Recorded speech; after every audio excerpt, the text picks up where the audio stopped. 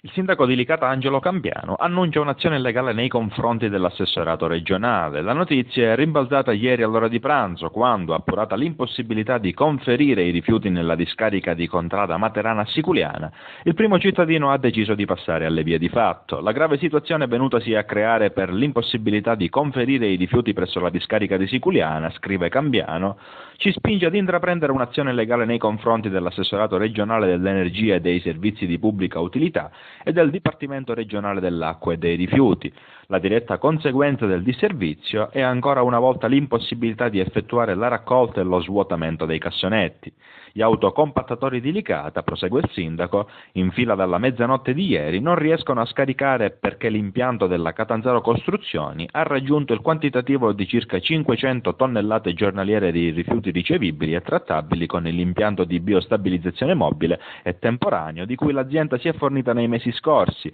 ma che non ha la capacità di trattare i rifiuti che provengono dai comuni autorizzati per quel sito. Cambiano chiama quindi direttamente in causa la Regione, dopo lo stop al conferimento per i necessari lavori interni alla discarica di Siculiana che hanno giocoforza comportato l'attuale ritardo. Nell'assessorato né il Dipartimento regionale, evidenzia il sindaco, hanno previsto che dopo la chiusura di 3 giorni iniziata venerdì scorso e che non ha permesso la raccolta e lo smaltimento dei rifiuti ai comuni, che tra l'altro in quell'occasione non hanno avuto nessuna indicazione su dove scaricare in assenza di Siculiana, tutti i mezzi in fila ben presto avrebbero fatto raggiungere la capienza massima ricevibile.